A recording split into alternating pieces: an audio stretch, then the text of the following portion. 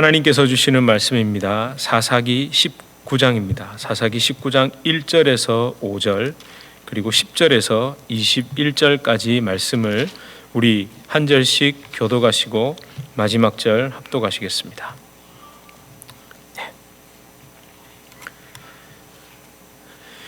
이스라엘의 왕이 없을 그때에 에브라임 산지 구석에 거류하는 어떤 레위 사람이 유다 베들레헴에서 첩을 맞이하였더니 그 첩이 행음하고 남편을 떠나 유다 베들레헴 그의 아버지의 집에 돌아가서 거기서 넉 달 동안을 지내매 그의 남편이 그 여자에게 다정하게 말하고 그를 데려오고자 하여 하인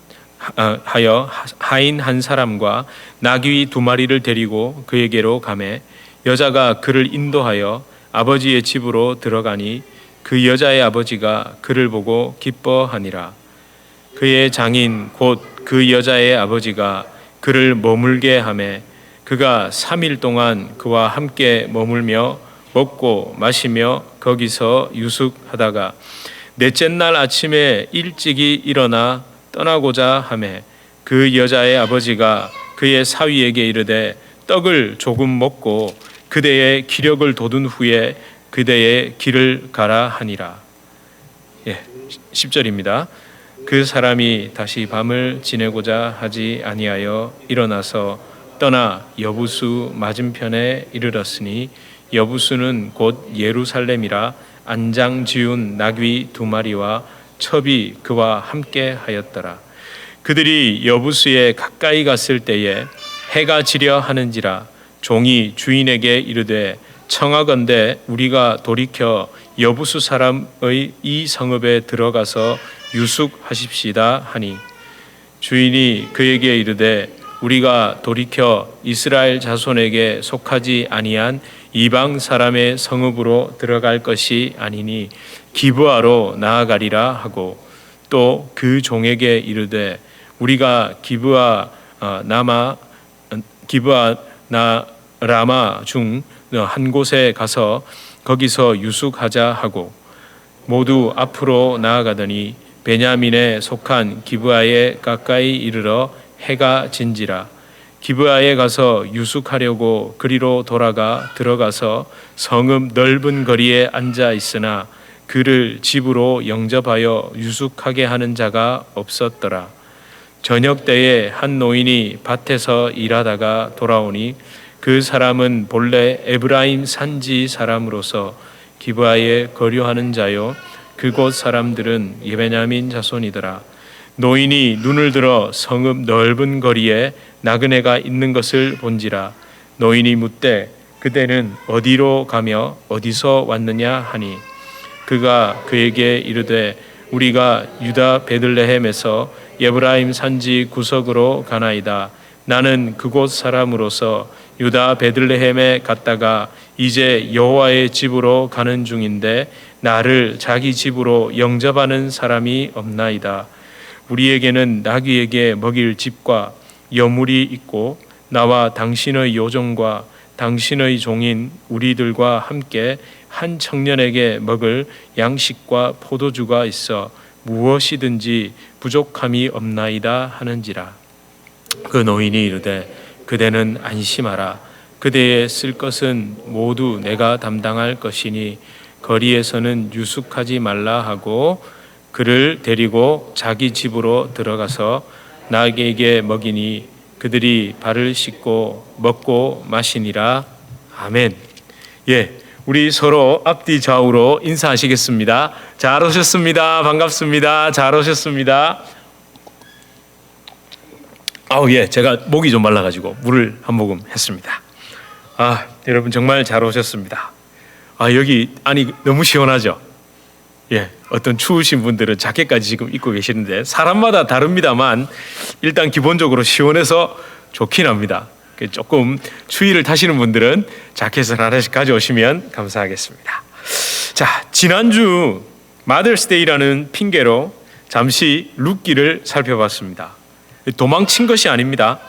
사사기의 아픈 이야기를 견딜 수 있는 이유가 룻기의 은혜 때문이었죠.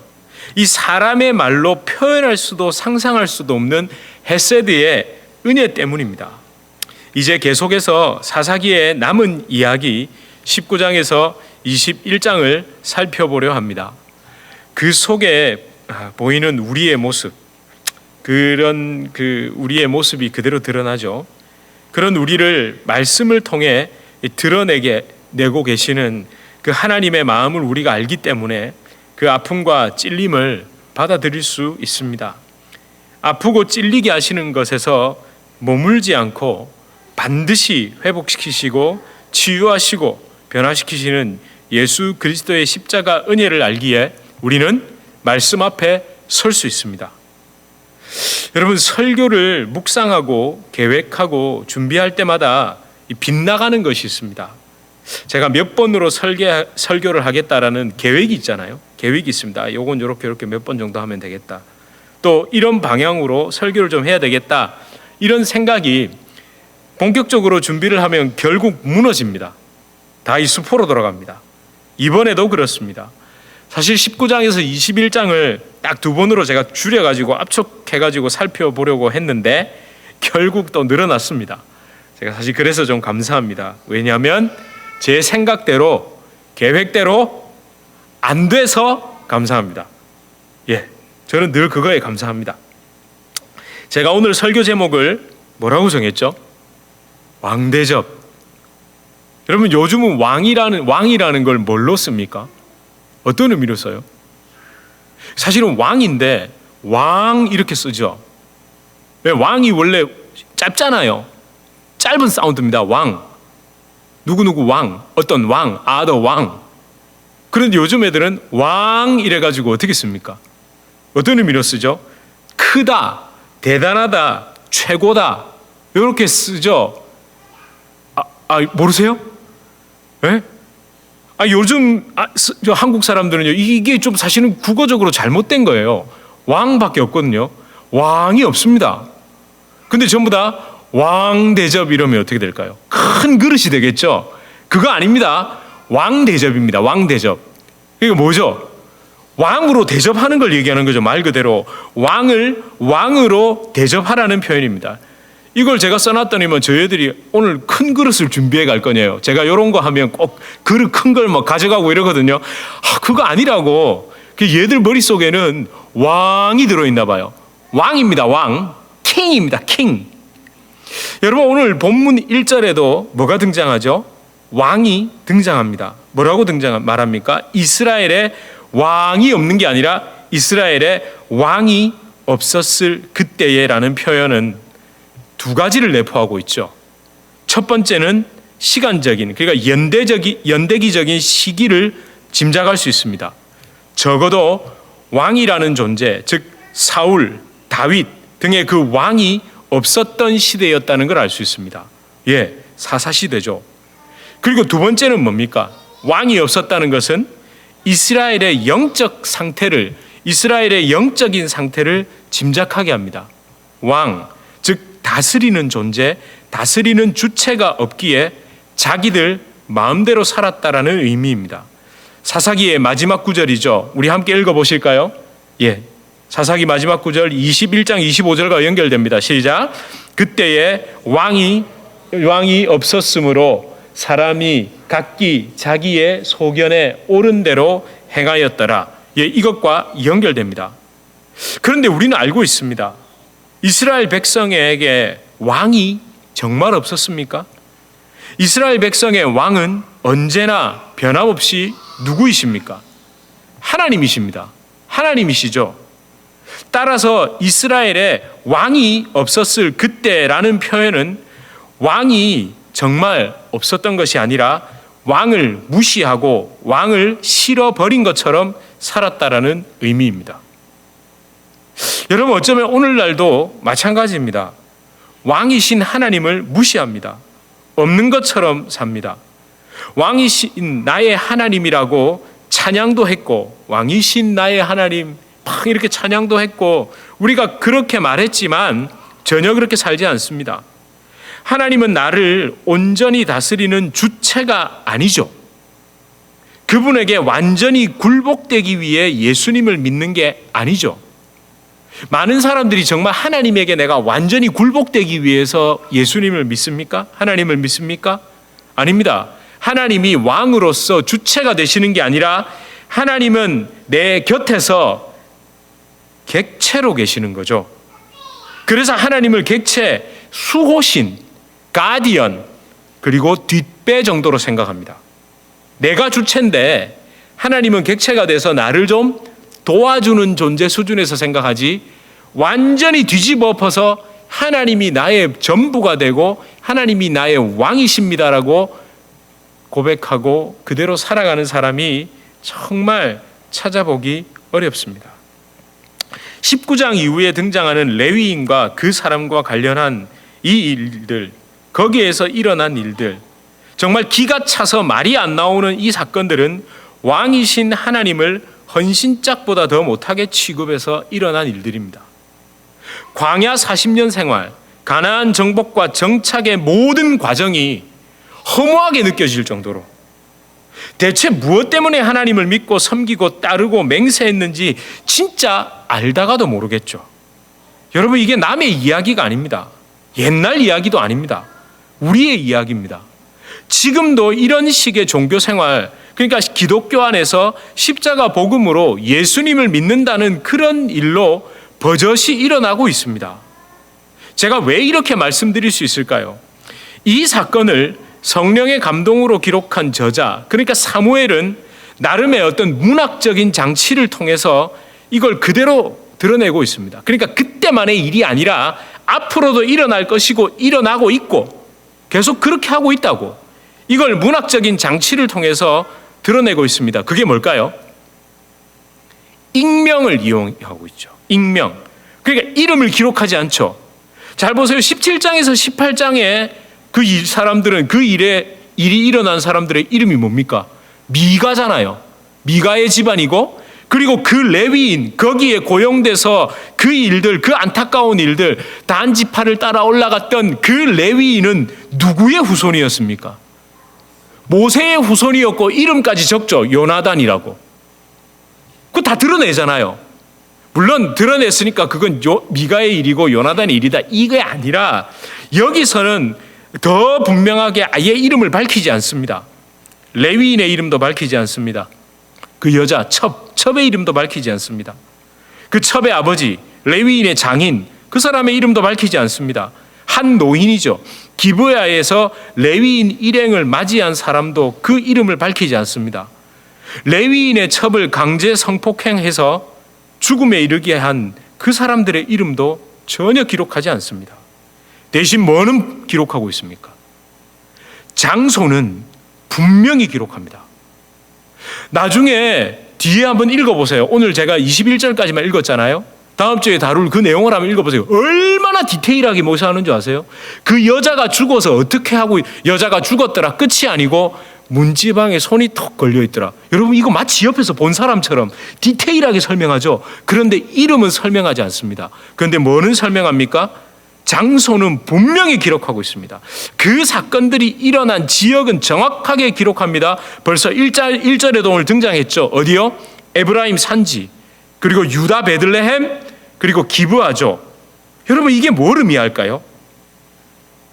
이게 전부 다, 모두 다, 모든 이스라엘이라는 이야기입니다. 지금 이 사건은 어느 특정한 사람, 어느 특정한 장소가 아니라, 잘 보세요. 이스라엘 민족의 양대 지파하면 어느 지파입니까? 유다와 에브라임입니다. 네, 유다와 에브라임이에요. 그리고 여러분, 초대 왕은 어디서 나왔습니까? 베냐민 지파, 기브아가 바로 사울의 고향이잖아요. 그러니까 이게 무엇을 이야기합니까? 그러니까 19절에서 21절에 기록된 그 어처구니 없는 사건의 주체는 전부다라고 말씀하시는 겁니다. 제가 이렇게 서론을 좀 길게 하는 이유가 있습니다. 그러니까 우리 말씀 앞에서 도망가지 말자는 겁니다. 내게 하시는 말씀인 줄 믿고 그 말씀 앞에 엎드리자는 겁니다. 모두 다니까. 아이고, 제가 이렇게까지 했는데도 도망치면 제가 할 말이 없습니다. 여러분, 이 입에 담기도 부끄러운 사건, 이 본문 사건의 대략의 줄거리가 이렇습니다. 자, 이번에는요, 좀 바뀌었죠. 에브라임 산지에 거주하는 레위인이 주인공이죠. 앞에는 어땠습니까?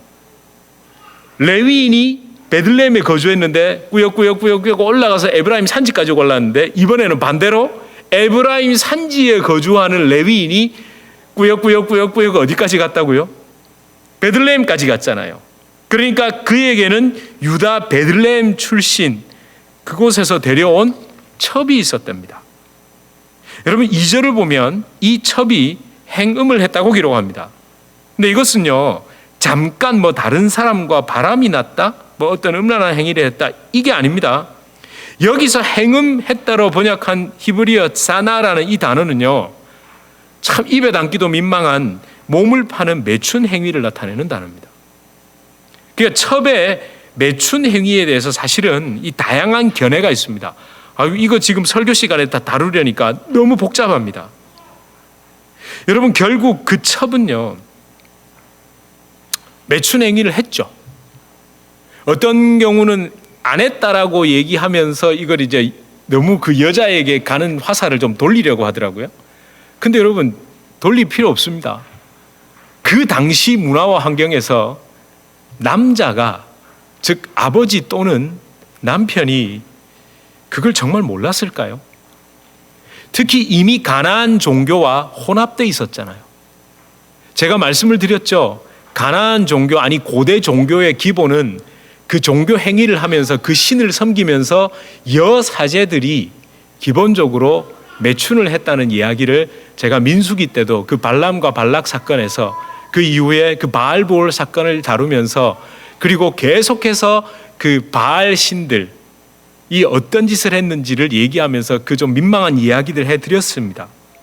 그렇다면 여러분 이 레위인은 끔찍하고 정말 저속한 그 행위를 몰래든 대놓고든 했을 가능성은 얼마든지 있다는 겁니다. 즉 자기 첩을 이용해서 뒤로 엉뚱한 그 매춘업, 그러니까 본인은 무슨 역할을요?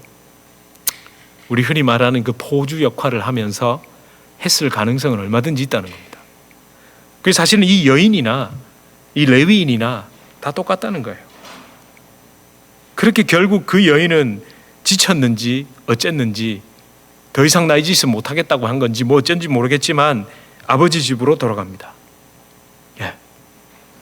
그리고 4개월이 지나서 남편, 그러니까 그 레위인이 첩을 데리러 유다 베들레헴으로 갑니다. 근데 그 3절을 보면요, 참 기가 막히죠. 남편이 그 여자에게 다정하게 말했다고 합니다. 이게 뭘까요? 이 여자가 굉장히 잘못했으니까 내가 당신을 용서할 테니까 갑시다 이렇게 말한 걸까요? 아이고 그래도 좋으니까 이거 상상은 여러분에게 맡깁니다 이렇게 말하기가 좀 그런데 다정하게 말해서 데려갑니다. 여러분 고대 시대에 여인들은 아무 권한이 없다는 걸 아셔야 됩니다. 그 남자는 정말 그 여인과 그 첩의 그 관계 속에서 당신 정말 내 아내니까 내가 당신한테 정말 잘못했어 이렇게 해서 데려간 거일까요? 아니면 이 첩을 통해 들어오는 흔히 말하는 어떤 그런, 이게 설교라서 이게 참 단어 쓰기가 너무 어렵습니다. 부수입이라고 해야 될까요? 아니면 모르겠어요. 하여튼 모르겠어요. 그래서 데려간 걸까요? 참 이거 생각해보면 너무 슬픈 일입니다. 그리고 그 여자의 아버지는요, 그 사위를 보고 기뻐했다고 합니다. 저는 이 3절을 보면서 너무너무 기가 막혔습니다. 여러분 거기서 끝입니까? 이 아버지와 사위 사이에 있었던 일을 한번 보세요. 장인과 사위 사이에. 4절에서 9절을 한번 보세요. 그 긴 내용 제가 읽지 않았습니다. 사실은 읽기가 싫어서 안 했습니다. 왜냐하면요, 한마디로 얘기하면 먹고 마시고 즐기고 그냥 5일 동안 그러고 있었던 거예요. 그렇게 5일이 지나서야, 닷새가 지나서야 출발합니다. 그것도 오후 늦게 출발하죠. 그러다가 어디까지요? 여부스, 즉 예루살렘까지 갑니다. 그러나 그곳에 머물지 않습니다. 결국 그 사람들은 거기서 더 10km 정도, 6마일 정도 더 나아가서 베냐민 지파 소속의 기브아까지 갔습니다. 기브아나 라마에 머물자고. 그런데 결국 기브아까지 갔습니다. 하지만 그곳에서 아무도 레위인 일행을 영접하지 않았습니다. 영접한 사람은 한 노인이었습니다. 에브라임 사람이지만 베냐민 지파의 땅인 기브아에서 살고 있었던 그 한 노인이 레위인 일행을 맞이했습니다. 하지만 우리가 아는 것처럼 다음 주에 살펴볼 그 극악무도한 일이 일어납니다.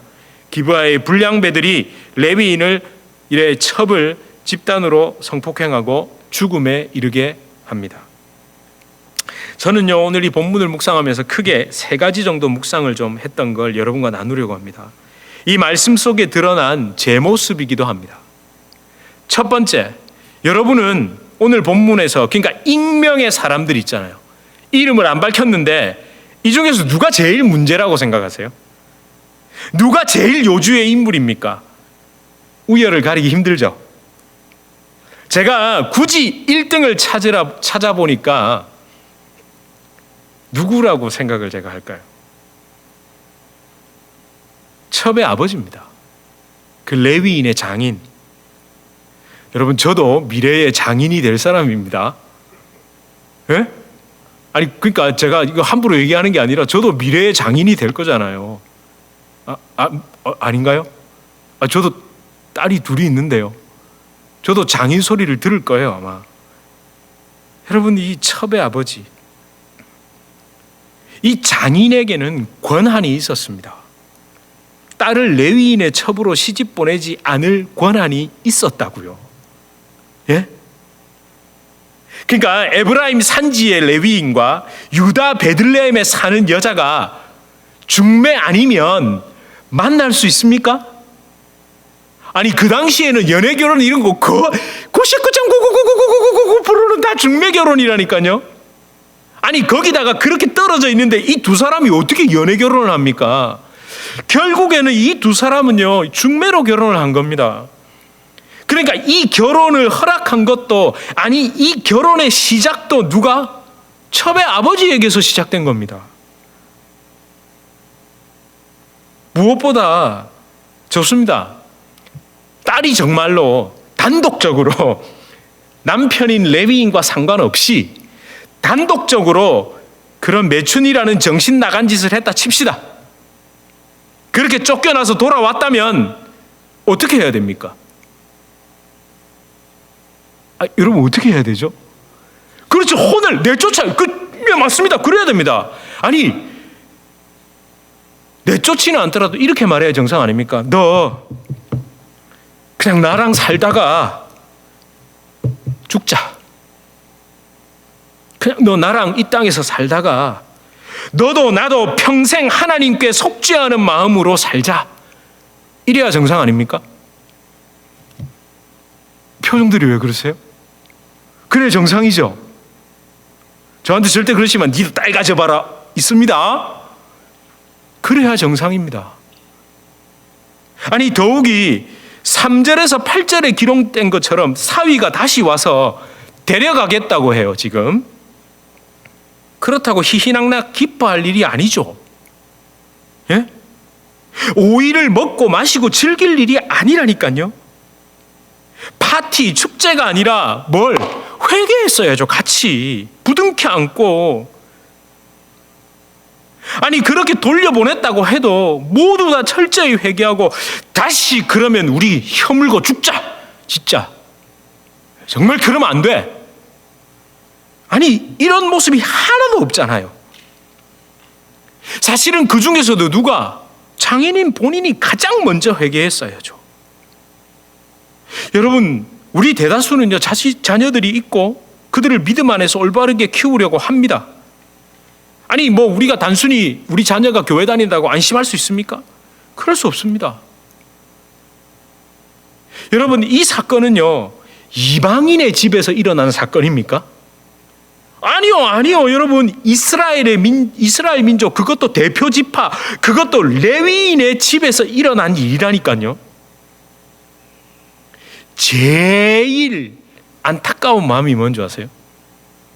제가 정말 최근에 그런 일을, 딸을 키우는 집인데 제가 그냥 그 아이들을, 이 미국이 옛날 미국 같지 않잖아요.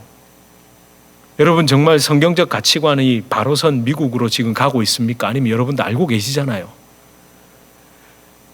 이제 곧 아이가 대학을 가야 되고 그 다음 딸이 둘인 집인데 대학을 다 가야 되고 이미 갈 애는 이제 곧 9월 달에 대학을 가고 그래서 교회에 나와야 된다. 성경적인 가치관으로 아이들을 길러야 된다고 하니 남의 이야기하듯 목사님은 그러니까 이런 LGBT 문제라든지 동성애 문제라든지 미국이 대학이 너무 왼쪽 편, 즉 좌경화되고 사회주의화되고 여러 가지 막 그런 일들이 좀 답답하다 이렇게 얘기하니까 목사님은 그러시겠네요. 근데 자기는 다양성 안에서 여러분 진짜 다양성 안에서 그걸 자기가 알아서 선택하고 포용하게 해야죠라는 거예요. 제가 제 귀를 의심했습니다. 근데 그 마음속 제가 지금 이분을 욕하려는 게 아닙니다. 딸들이 반듯해요. 네. 하면 막 90도 인사하고요. 한국말도 잘해요. 근데 그분이 성경적 가치관 안에서 아이들이 어떤 삶을 살아야 할지 기준을 바로 해야 된다. 정말 이렇게 예배 드려야 된다 하니까 그 말을 했는데 그분 마음속에는 어떤 마음이 있을까요? 우리 애들은 절대 그럴 리 없습니다. 아닙니까? 여러분 한번 생각해보세요. 여러분 자녀들이 설마 그렇게 될 거라고 생각하시는 분 손 들어보세요. 저만 손 들고 있네요. 이거 농담 아닙니다. 저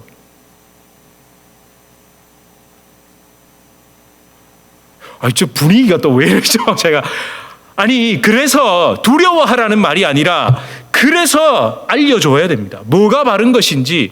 그리고 그 무엇보다 제가 성경적 가치관 안에서 바로 살아야죠. 여러분 심심치 않게 우리 듣습니다.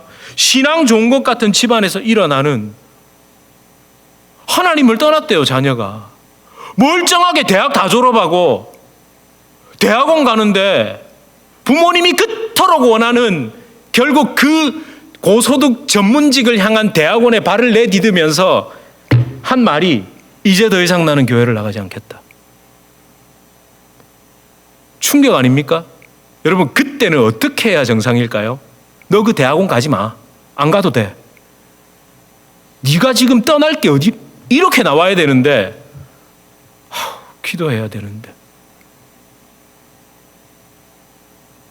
우리 정말 그럴 각오가 되어 있을까요?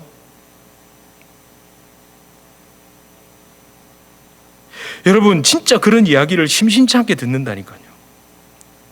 여러분 얼렁뚱땅 넘어가느냐 아니면 철저하게 하나님 앞에 회개하고 돌이켜 새로운 길로 방향을 돌리느냐에 따라 완전히 달라지는 겁니다. 결과는. 사실 저는 집사람과 이런 얘기를 좀 자주 합니다. 나았으면 끝까지 보증 수리해야 된다고. 예? 우리가 나았잖아요. 그러면 어떻게 됩니까? 끝까지 보증 수리해야 될 거 아닙니까? 근데 내가 보증 수리할 실력을 갖고 있지 않는데요. 내가 지금 보증 수리 받아야 될 판이면 엄마 니나 잘해라, 아버지 니나 잘하세요 이러면 할 말이 없잖아요. 여러분 바른 것을 가르치기 위해 성경적인 삶으로 인도하기 위해 제가 제일 먼저 말씀 붙잡고 십자가 앞에서 제일 먼저 엎드려서 그 작은 거 하나까지도 저희 집에서 살찌는 음식, 몸에 안 좋은 음식을 가장 좋아하는 사람이 누군지 아세요? 집사람이 깜짝 놀랍니다. 자기 그걸 그렇게 좋아했냐고. 그 말은 무엇일까요? 저희 집 얘기해서 죄송한데 지난 20년 동안 이 억물고 어쨌든지 안 먹어보려고 10번 먹고 싶으면 한 번만. 예. 근데 그걸 그대로 제 입맛을 닮은 놈이 1번이에요. 제가 볼 때마다 아이고 그러면 안 되는데 이러는데 제가 잔소리한다고 생각 안 하는 이유가 뭔지 아세요? 지독하거든. 제가 아버지 보면 자기가 봐도 안 하려고 하거든요. 때로는 제가 하면 아빠가 참 미안하네. 아빠도 이게 잘 안 된다 야. 그래서 아빠도 하나님 앞에 제발 하나님 그렇게 하지 않게 해달라고 기도한다. 그러면서 기도만 하고 가만히 있는 게 아니라 복종시키거든요. 제가 방금 10번 하고 싶으면 한 번만. 쉬운 건 아닙니다. 그런데 뭐요? 평생 보증수리 해야 되니까. 평생 보증수리 해야 되니까.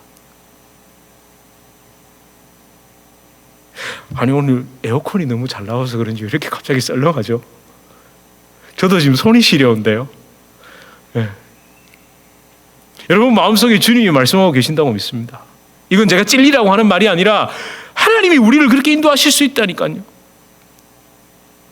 하나님 아니면 안 됩니다. 주님 아니면 안 됩니다라는 걸 제가 백날 말해봐야 무슨 소용이 있습니까? 제 삶으로 그대로 보여줘야죠. 그리고 저도 맞고요. 저는 그거 아니면 안 되거든요. 제가 자주 말씀드렸잖아요. 어떤 이에게는 예수를 믿고 안 믿는 게 선택 사항일지 모르겠지만 나는 죽고 사는 문제였다고요. 저는 죽고 사는 문제였다고요. 두 번째 묵상입니다. 대체 이 레위인은 왜 기브아까지 갔을까요? 우리 먼저 11절에서 12절을 다시 한번 읽어보겠습니다. 함께 읽어볼까요? 11절에서 12절입니다. 시작.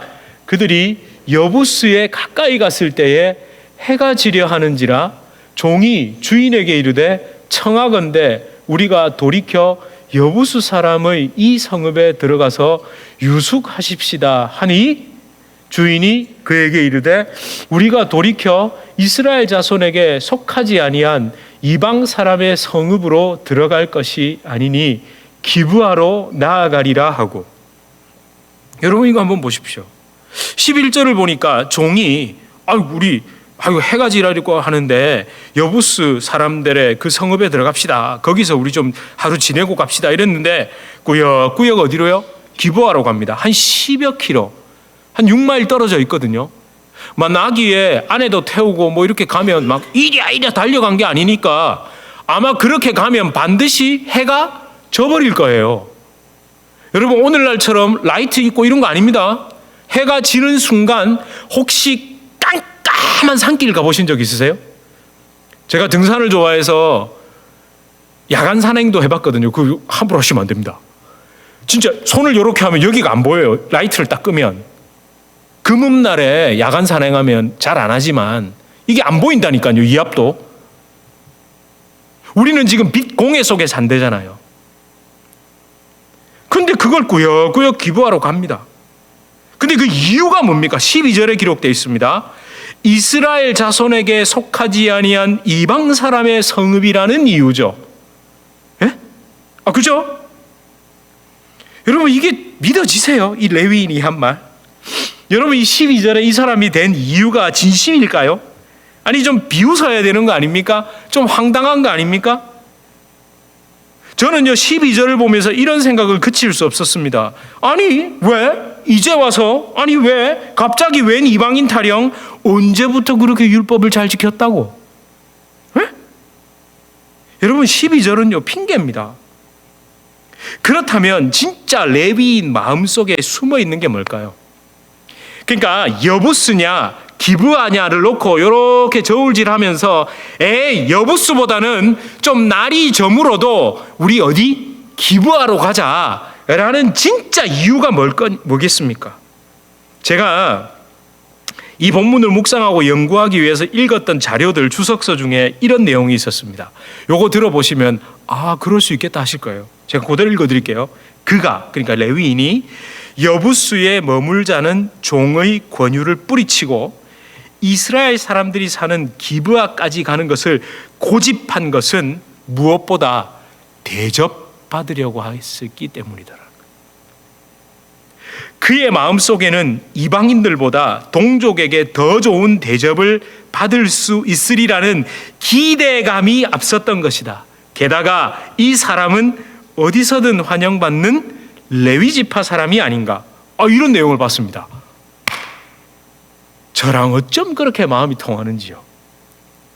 제가 어느 집에 있어요. 자, A라는 분은 교회를 열심히 다니시고 막 목회자 잘 섬기는 장로님 댁이고 여기는 불신자 집이에요.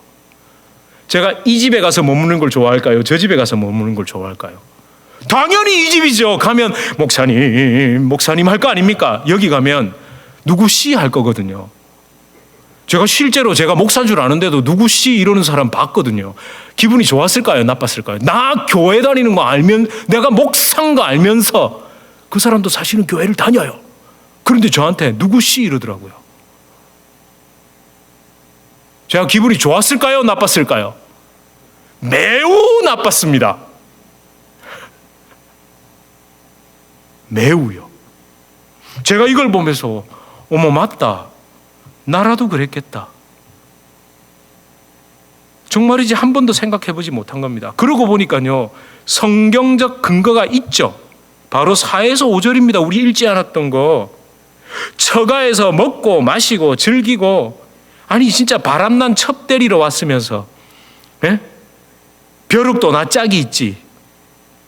거기서 먹고 마시고 즐기는 게 얼마나 좋았으면 5일을 그렇게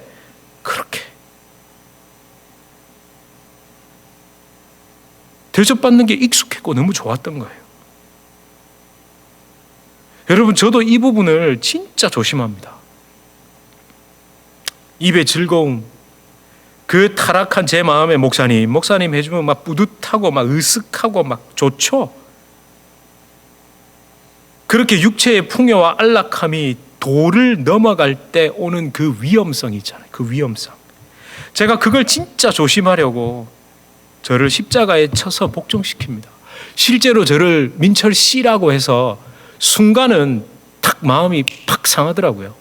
근데 제가 그걸 계속 꼬리를 물고 갔을까요? 맞아. 길거리에서 만났으면 민철 씨지 뭐.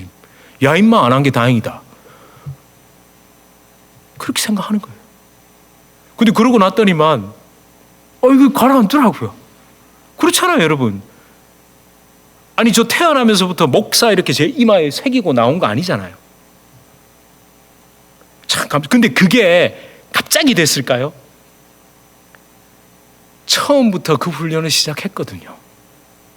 제가 처음 목회자가 될 때부터 그것부터 조심했거든요. 그것부터. 그렇다고 여러분, 저를 너무 대접 안 하시면 안 됩니다. 그냥 인격적으로 대접해달라는 겁니다. 인격적으로. 예. 여러분, 그렇게 하나님이 이 말씀을 속에 드러난 대접받기 좋아하는 그 레위인이 제가 될 수 있습니다라고 기도하는 가운데 제 마음에 이런 음성이 들렸습니다. 그들의 문제는, 너희의 문제는 정말 대접해야 할 대상이 틀렸기 때문이다. 정말 대접해야 할 대상을 제대로 대접하지 않았다는 거예요. 그런 마음이 들었죠. 바로 세 번째 묵상이죠. 하나님의 음성입니다. 바로 오늘 제목과 연결됩니다. 그렇죠. 오늘 본문에 분명히 나와 있죠. 우리 다시 1절을 읽어볼까요? 시작. 이스라엘에 왕이 없을 그때에, 여기까지만. 이스라엘에 왕이 없을 그때에죠. 우리는 분명히 알고 있습니다. 이스라엘 백성에게 왕이 없는 것이 아니라 왕이 없는 것처럼 그들은 살았죠. 레위인을 포함한 모든 이스라엘 백성들은 그들의 삶을 통해 여호와 하나님을 왕으로 대접하는 모습을 전혀 보여주지 않았습니다. 여러분, 하나님에 대해 왕 대접은커녕 무시했습니다. 없는 사람, 없는 존재 취급했죠. 자기들끼리, 그러니까 레위인도, 레위인의 장인도 자기들끼리 먹고 마시고 즐기고 대접하고 대접받으면서 뭐만 없습니까? 하나님만 없습니다. 하나님은 온데간데 없습니다. 여러분, 사람도 그런 취급받으면 제일 싫잖아요. 투명인간 취급하는 거 아시죠? 투명인간. 아니, 부모님들도 제일 화날 때가 언제입니까? 날 투명인간 취급할 때 아닙니까? 없는 사람처럼. 그런 일을 우리 너무 한 번도 안 당해보셨으니까 모르실 겁니다. 여러분들 워낙 효녀, 효자들만 계시기 때문에. 근데 정말 나이 많은 분들을 만나서 이야기를 해보면 우리 흔히 말하는 뒷방 늙은이 있잖아요. 있는지 없는지 투명인간 취급받을 때, 그때가 가장 힘들죠. 여러분, 우리는 신앙생활, 종교생활, 교회생활도 그렇게 하는 겁니다.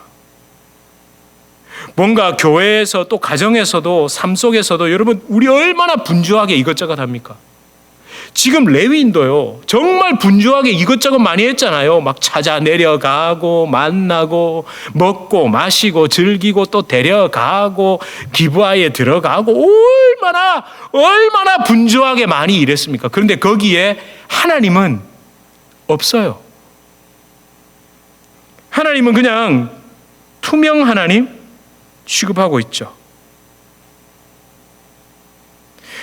여러분, 이스라엘에 왕이 없었으므로, 왕이 없던 그때에 왕이 없어서 사람이 각기 자기 소견에 옳은 대로 행하였더라는 말씀 속에는 하나님이 그러니까 나를 좀 왕으로 대접해라, 좀 인정해라, 이 말이 숨어 있는 겁니다. 제가 자주 이런 말씀을 드렸습니다. 어떤 결단과 결정의 상황에서 결국 마지막에는 딱 한 가지 질문이 남는다고. 하나님의 살아계심, 하나님의 다스리심, 하나님의 통치하심, 하나님의 왕 되심을 인정하느냐 그렇지 않느냐라는 것만 남습니다. 그래, 맞아, 하나님이 살아계시는데 라고 하면 그 결정이 달라질걸요. 그래, 맞아, 하나님이 내 삶에서 주인이신데, 하나님 분명 두 눈 시퍼렇게 뜨고 살아계시는데 라는 마지막 한마디에서 그렇다라는 마음이 들면 우리가 행하려는 그 발걸음의 방향이 달라지게 돼 있다니까요. 여러분, 정말 부탁입니다. 하나님을 내 삶의 보호자, 조력자, 객체, 수호신, 그 수준으로 끌어내리지 마십시오. 하나님이 전부입니다. 예수 그리스도의 십자가 은혜, 그 구원은 나를 좀 더 이 땅에서 잘되게 해주는 어떤 수단, 더 나아가 구원이라는 내가 한 번도 경험해보지 못한 하늘나라로 인도해주는 어떤 신비적인 힘이, 수단이 십자가 복음이다, 이렇게 생각하시면 정말 곤란합니다. 그 예수 그리스도가, 그 십자가가 전부입니다. 예수 그리스도가 전부라는 것을 믿는다면 우리의 신앙생활, 우리의 선택, 우리의 삶은 달라질 수밖에 없습니다. 지난주 마지막 우리 함께 나눴던 그 베드로의 고백 기억나시죠? 주는 그리스도시요 살아계신 하나님의 아들이십니다 라는 고백이 어떤 상황에서 나왔다고요? 로마의 황제, 진짜 왕이잖아요. 눈에 보인다니까요. 여러분, 이거 기억하십시오. 눈에 보이는 왕치고 깃발 달고 머리에 왕관 쓰고 망토 쓰고 말 타고 군대 앞에 하고, 왜 그럴까요? 왜 그럴까요?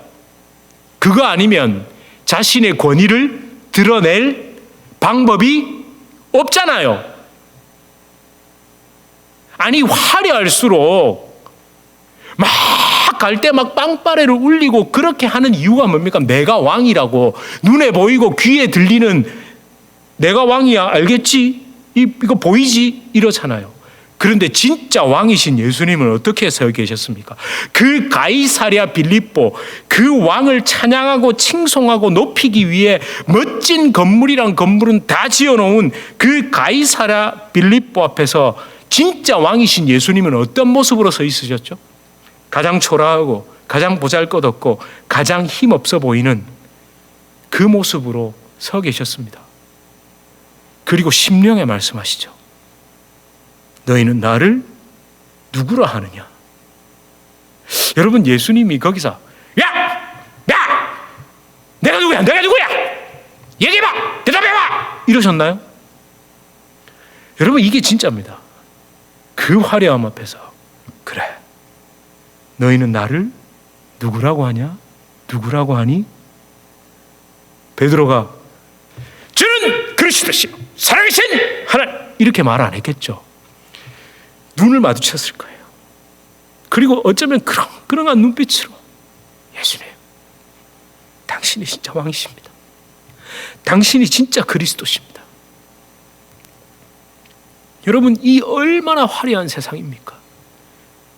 에? 얼마나 눈에 보이는 게 얼마나 정말 눈을 감고 살고 싶을 지경이잖아요. 눈을 뜨고 뉴스를 틀고 그 이야기를 들으면 시험에 막 들잖아요, 우리. 정말 미친 사람들이 이젠 드디어, 하긴 미친 사람들이라고는 안 할게요. 모르니까 그러는 거예요. 성경을 찍고 사탄을 숨긴다 그러고 막 이젠 대놓고 막. 여러분, 거기서도 똑같았습니다, 사실은. 그 가이사라 빌립보는요, 하나님의 이름이 가장 밑에 짓밟히는 자리였습니다. 그런데 거기에서 가장 초라한 우리 예수님이 내가 그리스도야. 여러분, 지난주에 우리 이 말씀을 같이 나누고 참 많은 분들이 그런 하나님의 음성을 들으시고 은혜를 나누신 것들을 저에게도 말씀해 주시더라고요. 여러분, 그런 고백이 이 화려함 가운데서도 모두 다 하나님이 없다라고 이야기하고 모두 다 하나님이 살아계시지 않다라고 이야기하는 그 상황 속에서 하나님이 왕이십니다. 예수님이 주인이십니다. 성령님이 다스리십니다라는 고백과 그에 합당한 삶을 사는 그 하나님의 자녀가 모인 곳이 교회입니다. 교회도 겉모습에 속으시면 안 됩니다.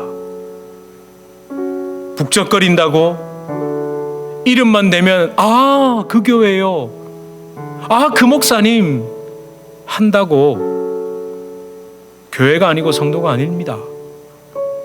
베드로처럼 가장 화려한 것 앞에서 어쩌면 내 땅의 인생을 좌지우지할 수 있는 그런 존재 앞에서도 가장 초라한 십자가에 못 박히신 그 예수님이 진정한 왕이시고 나의 구원자십니다라는 고백이 나올 수 있는 그 사람들이 모인 곳이 교회인 줄 믿습니다. 그리고 여러분이 그런 성도가 되길, 하나님의 자녀가 되길 주님의 이름으로 축원합니다. 우리 이 시간 함께 이 찬양을 드리겠습니다. 예수 우리 왕이여,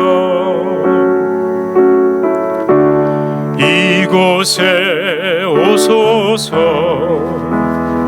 보좌로 주여 임하사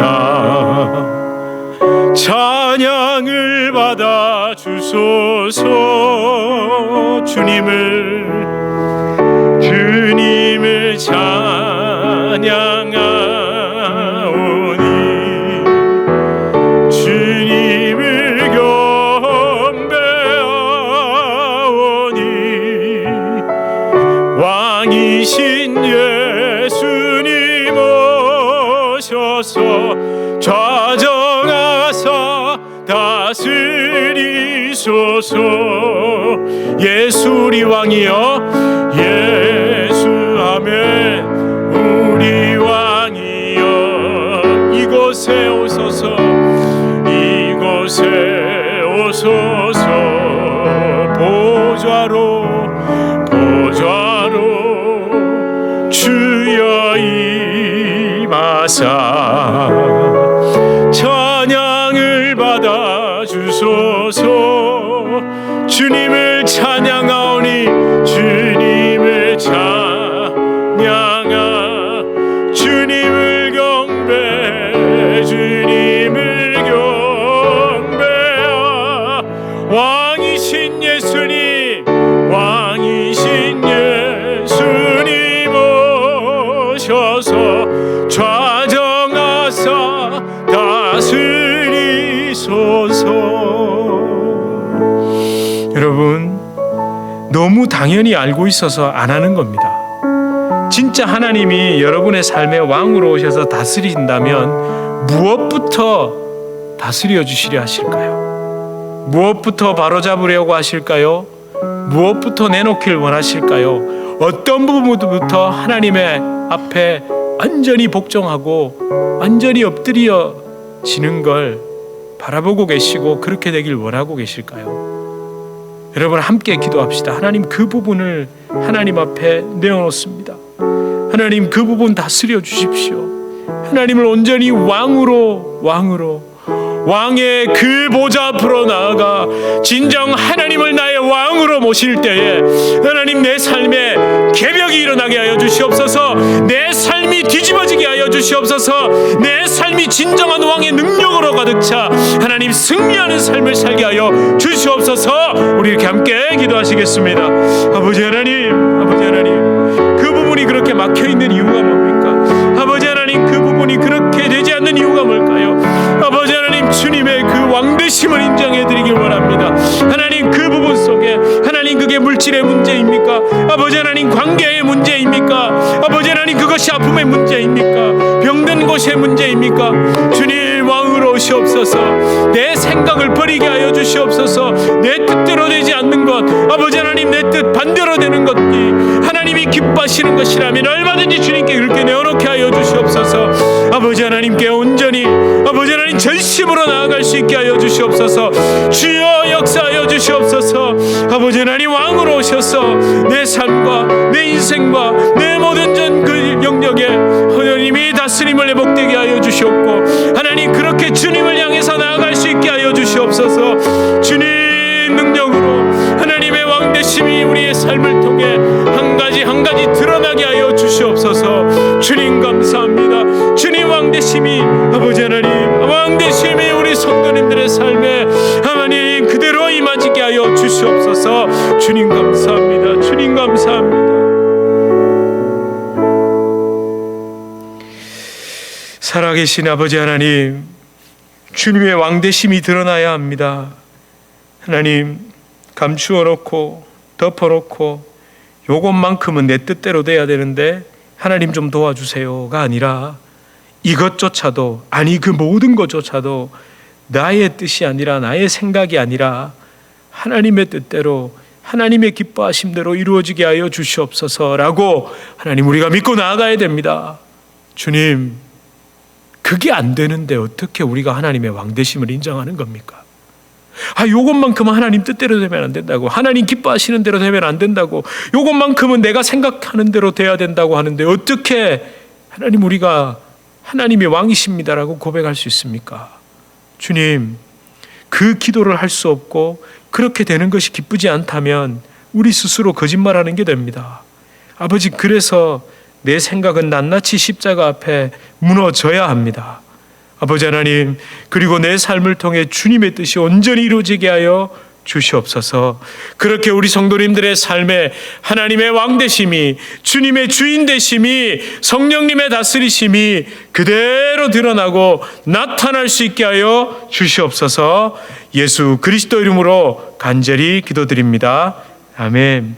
우리 주 예수 그리스도의 은혜와 하나님 아버지의 극진하신 사랑과 성령 하나님의 위로 교통 교제 충만케 하시는 역사 반드시 우리 삶의 왕이 되시고 우리 삶에 하나님이 주인이 되어 그렇게 하나님의 뜻이 온전히 이루어지게 하시는 성령의 놀라운 역사가 우리 주님의 교회 성도님들과 주님의 교회로 불러주실 주의 귀한 자녀들 개인의 삶, 가정, 생업, 직장, 사업 하시는 모든 일 가운데 이제로부터 영원토록 함께 있을지어다. 아멘.